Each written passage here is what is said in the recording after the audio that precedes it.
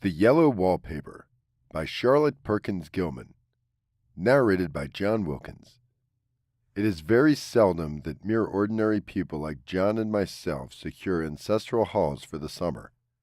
A colonial mansion, a hierarchy estate, I would say a haunted house to reach the height of romantic felicity, but that would be asking too much of fate. Still, I will proudly declare that there is something queer about it, else why would it be let so cheaply? And why have stood so long untenanted? John laughs at me, of course, but one expects that in marriage. John is practical in the extreme. He also has no patience with faith, an intense horror of suspicions, and he scoffs openly at any talk of things not to be felt and seen and put down in figures. John is a physician, and perhaps, I would not say it to a living soul, of course, but this is dead paper and a great relief to my mind. Perhaps that is one reason I do not get well faster. You see, he does not believe I am sick, and what can I do? If a physician of high standing and one's own husband assures friends and relatives that there is really nothing the matter with one but temporary nervous depression, a slight hysterical tendency, what is one to do? My brother is a physician and also of high standing, and he says the same thing.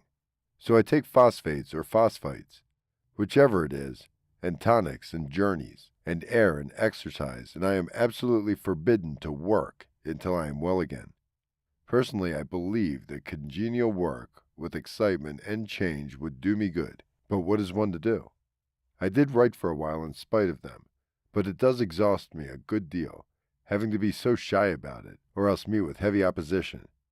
I sometimes fancy that in my condition, if I had less opposition and more society and stimulus, but John says the very worst thing I can do is to think about my condition, and I confess it always makes me feel bad. So I will let it alone and talk about the house. The most beautiful place. It is quite alone, standing well back from the road, quite 3 miles from the village. It makes me think of English places that you read about, for there are hedges and walls and gates and locks, and lots of separate little houses for the gardeners and people. There's a delicious garden. I never saw such a garden, large and shady, full of box-bordered paths, and lined with long grape-covered arbors with seats under them. There were greenhouses, too, but they were all broken now.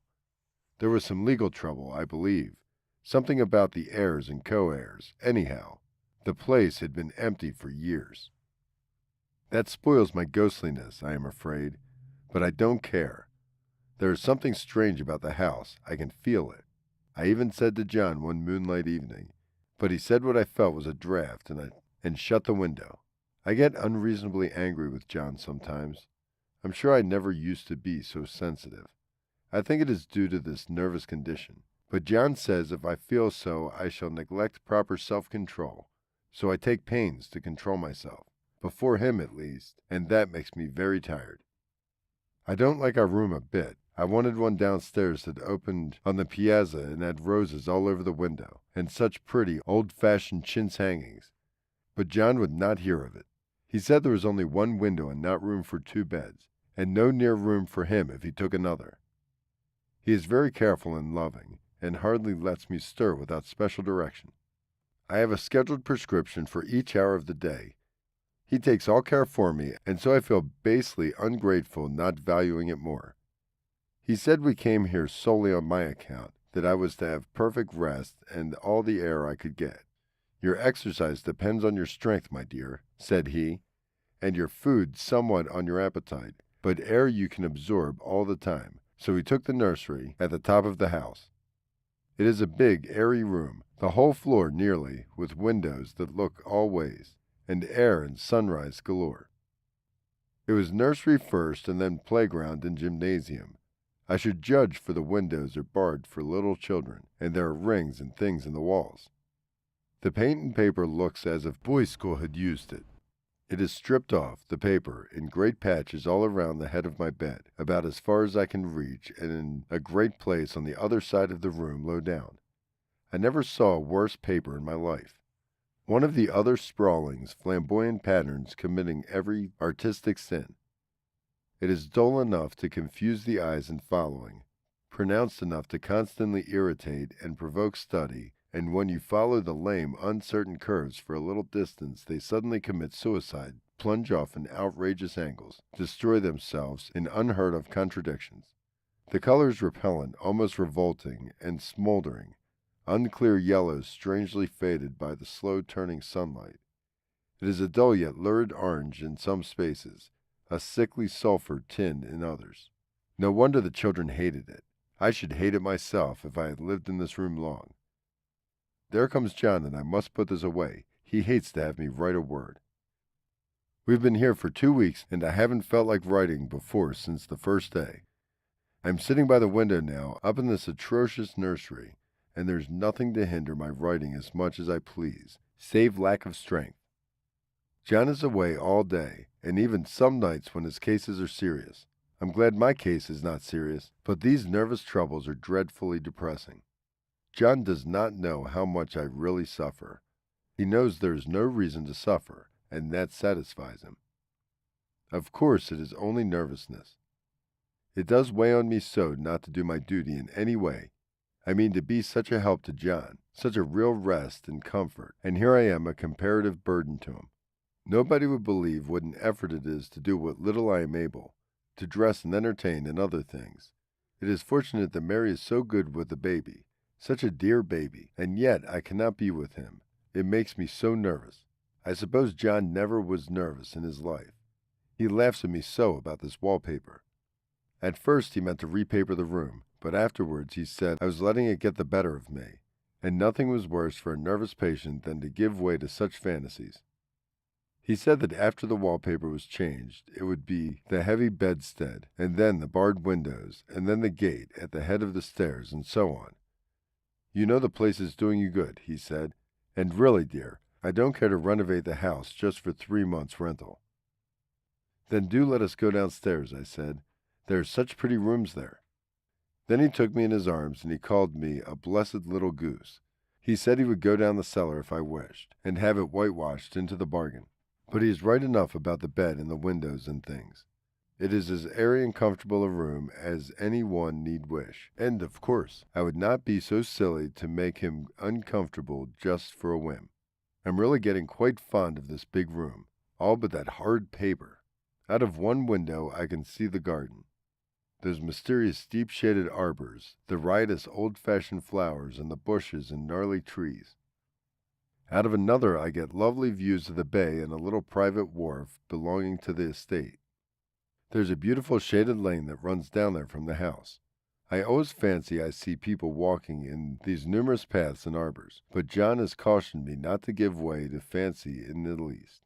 He says that with my imaginative power and habit of storytelling, a nervous weakness like mine is sure to lead to all manner of excited fancies, and that I ought to see my own will and good sense to check the tendencies. So I try. I think sometimes that if I were only well enough to write a little, it would relieve the press of ideas and rest me, but I find I get pretty tired when I try. It is so discouraging not to have any advice and companionship about my work. When I get really well, John says he will ask Cousin Henry and Julia down for a long visit, but he says he would as soon put fireworks in my pillowcase as he would let me have those stimulating people about now. I wish I could get well faster, but I must not think about that. This paper looks to me as if it knew what a vicious influence it had. There is a recurrent spot where the pattern lolls like a broken neck and 2 bulbous eyes stare at you upside down. I got positively angry with the impertinence of it and the everlastingness. Up and down and sideways they crawl, and those absurd, unblinking eyes are everywhere. There's one place where 2 breadths didn't match, and the eyes go all up and down the line, one a little higher than the other. I never saw so much expression in an inanimate thing before, and we all know how much expression they have. I used to lie awake as a child and get more entertainment and terror out of blank walls and plain furniture than most children could find in a toy store. I remember what a kindly wink and nod our big old bureau used to have, that there was one chair that always seemed like a strong friend. I used to feel that if any of the other things looked too fierce, I could always hop into the chair and be safe. The furniture in the room is no worse than inharmonious, however, for we had to bring it all from downstairs. I suppose when this was used as a playroom, they had to take the nursery things out, and no wonder. I never saw such ravages as the children have made here. The paper, as I said before, is torn off in spots, and it stretches closer than a brother. They must have had perseverance as well as hatred. Then the floor is scratched with gouges and splinters. The plaster itself is dug out here and there, and this great heavy bed, which is all we found in the room, looks as if it had been through the wars. But I didn't mind it a bit, only the paper. There comes John's sister, such a dear girl as she is, and so careful of me. I must not let her find me writing. She is a perfect, an enthusiastic housekeeper, and hopes for no better profession. I verily believe she thinks it is the writing which made me sick, but I can write when she is out, and see her a long way off from these windows. There is one that commands the road, a lovely shaded, winding road, and one that just looks off over the country. A lovely country, too, full of great elms and velvet meadows. The wallpaper was a kind of sub-pattern in a different shade, a particularly irritating one, for you can only see it in certain lights, and not clearly then. But in the places where it isn't faded, and where the sun is just so, I can see a strange, provoking, formless sort of figure that seemed to sulk about behind the silly and conspicuous front design. There's Sister on the stairs. Well, the 4th of July is over. The people are all gone, and I am tired out. John thought it might do me good to see a little company, so he just had Mother and Nellie and the children down for a week. Of course, I didn't do a thing. Jenny sees to everything now, but it tired me all the same. John says if I pick up faster, he shall send me to Weir Mitchell in the fall, but I don't want to go there at all.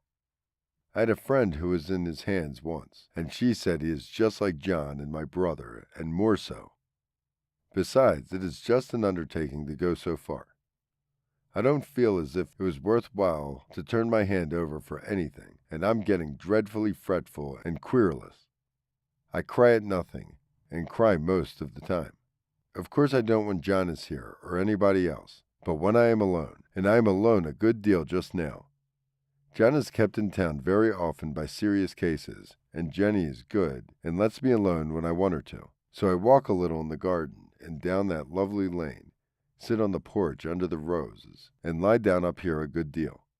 I'm getting really fond of the room in spite of the wallpaper, perhaps because of the wallpaper. It dwells on my mind so. I lie here on this great immovable bed. It is nailed down, I believe, and it follows that pattern about by the hour. It is as good as gymnastics, I assure you. I start, we'll say, at the bottom, down in the corner over there where it has not been touched, and I determine for 1,000th time that I will follow that pointless pattern in some sort of a conclusion. I know a little of the principle of design, and I know this thing was not arranged on any laws of radiation, or alteration, or repetition, or symmetry, or anything else that I have ever heard of. It is repeated, of course, by the breaths, but not otherwise. Look at in one way catch breaths stand alone, the bloated curves and flourishes, a kind of debased Romanesque with delirium tremens, going waiting up and down in isolated columns of fatuity. But on the other hand, they connect diagonally, and the sprawling outlines run off in great slant waves of optic horror, like a lot of wallowing seaweeds in full case. The whole thing goes horizontally, too. At least it seems so, and I exhaust myself in trying to distinguish the others of its going in that direction. They have used a horizontal breath for a frieze, and that adds wonderfully to the confusion. There is one end of the room where it is almost intact, and there, when the cross-lights fade and the low sun shines directly upon it, I can almost fancy radiation after all. The interminable grotesques seem to form around the common center and rush off in headlong plunges of equal distraction. It makes me tired to follow it. I will take a nap, I guess. I don't know why I should write this. I don't want to. I don't feel able, and I know John would think it absurd. But I must say, I feel and think in some way it is such a relief. But the effort is getting to be greater than the relief. Half the time now I am awfully lazy, and lie down ever so much. John says I mustn't lose my strength, and has me take cod liver oil and lots of tonics and things. I say nothing of ale and wine and rare meat. Dear John, He loves me very dearly, and he hates to have me sick. I tried to have a real earnest, reasonable talk with him the other day, and tell him how I wished he would let me go and make a visit to Cousin Henry and Julia. But he said I wasn't able to go, nor able to stand it after I got there, and I did not make out a very good case for myself, for I was crying before I had finished. It is getting to be a great effort for me to think straight, just this nervous weakness, I suppose. And dear John gathered me up in his arms, and just carried me upstairs and laid me on the bed, and sat by me and read till he tired my head. He said I was his darling and his comfort and all he had, and that I must take care of myself for his sake, and keep well. He said that no one but myself can help me out of it, and I must use my will and self-control and not let my silly fantasies run away with me. There's one comfort. The baby is well and happy, and does not have to occupy this nursery with the horrid wallpaper. If we had not used it, that blessed child would have. What a fortunate escape. Why, I wouldn't have a child of mine, an impressionable little thing, live in such a room for worlds. I never thought of it before, but it is lucky that John kept me here after all. I can stand it so much easier than a baby, you see. Of course, I never mention it to them any more. I am too wise, but I keep watch of it all the same. There are things in the paper that nobody knows but me, or ever will. Beside that outside pattern, the dim shapes get clearer every day. It is always the same shapes, only very numerous, and it is likely a woman stooping down and creeping about behind that pattern. I don't like it a bit. I wonder. I begin to think, I wish John would take me away from here. It is so hard to talk to John about my case, because he is so wise, and because he loves me so. But I tried it last night. It was moonlight. The moon shines in all around, just as the sun does. I hate to see it sometimes. It creeps so slowly. It always comes in by one window or another. John was asleep, and I hated to wake him, so I kept still and watched the moonlight on that undulating wallpaper till I felt sleepy. The faint figures seemed to shake the pattern, just as if she wanted to get out. I got up softly and went to feel and see if the paper did move, and when I came back, John was awake. "What is it, little girl?" he said. "Don't go walking about like that. You'll get cold." I thought it was a good time to talk, so I told him that I really was not gaining here, and that I wished he would take me away. "Why, darling?" said he. "Our lease will be up in 3 weeks, and I can't see how to leave before. The repairs are not done at home, and I cannot possibly leave town just now. Of course, if you are in any danger, I could and would, but you really are better, dear, whether you can see it or not. I'm a doctor, dear, and I know. You are gaining flesh and color. Your appetite is better. I feel really much easier about it." "I don't weigh a bit more," said I, "nor as much. And my appetite may be better in the evening when you are here, but it is worse in the morning when you are away." "Bless her little heart," said he with a big hug. "She shall be as sick as she pleases. But now let's improve that shining hour and go to sleep, and talk about it in the morning." "And you won't go away?" I asked gloomily. "Why, how can I, dear? It is only 3 weeks more, and then we will take a nice little trip of a few days while Jenny is getting the house ready." "Really, dear, you are better." "Better in body, perhaps." I began and stopped short, for he sat up straight and looked at me with such a stern reproach before I could not say another word. "My darling," he said, "I beg of you, for my sake and our child's sake, as well as for your own sake, that you will never for one instant let that idea enter your mind. There is nothing so dangerous, so fascinating to a temperament like yours. It is a false and foolish fancy. Can you not trust me as a physician when I tell you so?" So of course I said no more on that score, and so we went to sleep before long. He thought I was asleep first, but I wasn't. I lay there for hours trying to decide whether that front pattern or the back pattern really did move together or separately. On a pattern like this, by daylight, there is a lack of sentence or defiance of law that is a constant irritant to a normal mind. The color is hideous enough and unreliable enough and infuriating enough, but the pattern is torturing. You think you must have mastered it, but as you get well under way in following, it turns a back somersault, and there you are. It slaps you in the face, knocks you down, and tramples upon you. It is like a bad dream. The outside pattern is a florid arabesque, reminding one of a fungus. If you can imagine a toadstool in joints, an interminable string of toadstools, budding and sprouting in endless convulsions, why, that is something like it. That is, sometimes. There's one marked peculiarity about this paper, a thing nobody seems to notice but myself, and that is it changes as light changes. When the sun shoots in through the east window, I always watch for the first long straight ray. It changes so quickly that I never can quite believe it. That is why I watch it always. By moonlight, the moon shines in at night when there's a moon. I wouldn't know it was the same paper. At night, in a kind of light, in twilight, candlelight, lampside, and worst of all, by moonlight, it becomes bars. The outside pattern, I mean, and the woman behind it as plain as can be. I didn't realize for a long time what the thing was that showed behind, that dim sub-pattern, but now I am quite sure it is a woman. By daylight she is subdued, quiet. I fancy it is the pattern that keeps her so still. It is so puzzling. It keeps me quiet by the hour. I lie down ever so much. John says it is good for me, and to sleep all I can. Indeed, he started the habit of making me lie down for an hour after each meal. It is a very bad habit, I'm convinced, for you see, I don't sleep, and that cultivates deceit, for I don't tell him I'm awake. Oh no. The fact is, I'm getting a little afraid of John. He seems quite queer sometimes, and even Jenny has an inexplicable look. It strikes me occasionally, just as a scientific hypothesis, that perhaps it is the paper. I have watched John when he did not know I was looking, and come into the room suddenly on the most innocent excuses, and I've caught him several times looking at the paper, and Jenny too. I caught Jenny with her hand on it once. She didn't know I was in the room, and when I asked her in a quiet, very quiet voice, with the most retained manner, what she was doing with the paper, she turned around as if she had been caught stealing, and looked quite angry, asked me why I should frighten her so. Then she said that the paper stained everything it touched, that she had found yellow smooches on all my clothes and John's, and she wished we would be more careful.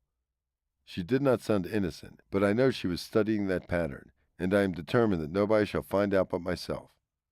Life is very much more exciting now than it used to be. You see, I have something more to expect, to look forward to watch. I really do eat better. I am more quiet than I was. John is so pleased to see me improve. He laughed a little the other day, and I said I seemed to be flourishing in spite of my wallpaper. I turned it off and laughed. I had no mention of telling him it was because of the wallpaper. He would make fun of me. He might even want to take me away. I don't want to leave now until I have found it out. There's a week more, and I think that it will be enough. I'm feeling ever so much better. I don't sleep much at night, for it is so interesting to watch the developments, but I sleep a good deal in the daytime. In the nighttime it is so tiresome and perplexing. There are always new shoots on the fungus, and new shades of yellow all over it. I cannot keep count of them, though I have tried consciously. It is the strangest yellow, that wallpaper. It makes me think of all the yellow things I ever saw, not beautiful ones like buttercups, but old, foul, bad yellow things. But there is something else about that paper, the smell. I noticed it the moment we came into the room, but with so much air and the sun it was not bad. Now that we have had a week of fog and rain, and whether the windows are open or not, the smell is here. It creeps all over the house. I find it hovering in the dining room, sulking in the parlor, hiding in the hall, lying in wait for me on the stairs. It gets into my hair, even when I go to a ride. If I turn my head suddenly and surprise it, there it is, that smell. Such a particular odor, too. I have spent hours in trying to analyze it, to find what it smelled like. It is not bad. At first, a very gentle, but quite subtle, most enduring odor I have ever met. In this damp weather it is awful. I wake up in the night and find it hanging over me. It used to disturb me at first. I thought seriously of burning the house to reach the smell, but now I am used to it. The other thing that I can think of that it is like is the color of the paper. A yellow smell. There's a very funny mark on the wall, low down, near the mopboard. A streak that runs around the room. It goes behind every piece of furniture except the bed. A long, straight, even smooch, as if it had been rubbed over and over. I wonder how it was done, and who did it, and why they did it, and what they did it for. Round and round and round, round and round and round. It makes me dizzy. I really have discovered something at last. Through watching so much at night, when it changes so, I have finally found out. The front pattern does move, and no wonder. The woman behind it shakes. Sometimes I think there are a great many women behind it, and sometimes only one, and she crawls around fast, and her crawling shakes it all over. Then in a very bright spot she keeps still, and in a very shady spot she just takes a hold of the bars and shakes them hard. And she is all the time trying to climb through, but nobody could climb through that pattern. It strangles so. I think that is why it has so many heads. They get through and then the pattern strangles them off and passes them upside down and makes their eyes white. If those heads were covered or taken off, it would not be half so bad. I think that woman gets out in the daytime, and I'll tell you why, privately. I've seen her. I can see her out of every one of my windows. It is the same woman, I know, for she is creeping, and most women do not creep by daylight. I see her in the long shaded lane, creeping up and down. I see her in those dark grape arbors, creeping all around the garden. I see her on that long road under the trees, creeping along, and when a carriage comes, she hides under the blackberry vines. I don't blame her a bit. It must be very humiliating to be caught creeping by daylight. I always lock the door when I creep by daylight. I can't do it at night, for I know John would suspect something at once. And John is so queer, now that I don't want him to irritate me. I wish he would take another room. Besides, I don't want anybody to get that woman out at night but myself. I often wonder if I could see her out of all the windows at once. But turn as fast as I can only see out of one at a time. And though I always see her, she may be able to creep faster than I can turn. I have watched her sometimes, away off in the open country, creeping as fast as a cloud shadow in a high wind. If only that top pattern could be gotten off from the under one. I mean, to try it, little by little. I have found out another funny thing, but I shan't tell it this time. It does not do to trust people too much. There are only 2 more days to get this paper off, and I believe John is beginning to notice. I don't like to look in his eyes, and I hear him ask Jenny a lot of professional questions about me. She had a very good report to give. She said I slept a good deal in the daytime. John knows I don't sleep very well at night, for all I'm so quiet. He asked me all sorts of questions too, and pretended to be very loving and kind, as if I couldn't see through him. Still, I don't wonder he acts so, sleeping under this paper for 3 months. It only interests me, but I feel sure John and Jenny are secretly affected by it. Hurrah! This is the last day, but it is enough. John is to stay in town overnight and won't be out until this evening. Jenny wanted to sleep with me, the sly thing, but I told her I should undoubtedly rest better for a night all alone. That was clever, for really I wasn't alone a bit. As soon as it was moonlight, and that poor thing began to crawl and shake the pattern, I got up and ran to help her. I pulled and she shook. I shook and she pulled, and before morning we had peeled off yards of this paper, a strip about as high as my head and half around the room. And when the sun came and the awful pattern began to laugh at me, I declared I would finish it today. We go away tomorrow, and they are moving all my furniture down again to leave things the way they were before. Jenny looked at the wall in amazement, but I told her merely that I did it out of pure spite at the vicious thing. She laughed and said she wouldn't mind doing it herself, but I must not get tired. How she betrayed herself that time. But I am here, and no person touches this paper but me, not alive. She tried to get me out of the room. It was too patent, but I said it was so quiet and empty and clean, and now I believed I would lie down again and sleep all I could, and not to wake me even for dinner. I would call when I woke. So now she is gone, and the servants are gone, and all the things are gone, and there is nothing left but that great bedstead nailed down, with the canvas mattress we found on it. We shall sleep downstairs tonight, and take the boat home tomorrow. I quite enjoyed the room, now it is bare again. How those children did tear about there. This bedstead is fairly gnawed, but I must get to work. I've locked the door and thrown the key down the front path. I don't want to go out, and I don't want anybody to come in till John comes home. I want to astonish him. I got a rope up here that even Jenny did not find. If that woman does get out and tries to get away, I can tie her. But I forgot I could not reach far without anything to stand on. This bed will not move. I tried to lift and push it until I was lame, and then I got so angry I bit off a little piece at one corner, but it hurt my teeth. Then I peeled off all the paper that I could reach standing on the floor. It sticks horribly and the pattern really enjoys it. All those strangled heads and bulbous eyes and waiting fungus growths just shriek with derision. I'm getting angry enough to do something desperate. To jump out of the window would be admirable exercise, but the bars are too strong to even try. Besides, I wouldn't do so. Of course not. I know well enough that a step like that is improper and might be misconstrued. I don't like to look out of the windows even. There are so many of those creeping women, and they creep so fast. I wonder if they all come out of that wallpaper as I did. But I am secretly fastened now by my own well-hidden rope. You don't get me out in the road there. I suppose I shall have to get back behind the pattern when it comes night, and that is hard. It is so pleasant to be out in this great room and creep around as I please. I don't want to go outside. I won't, even if Jenny asks me to. For outside you have to creep on the ground, and everything is green instead of yellow.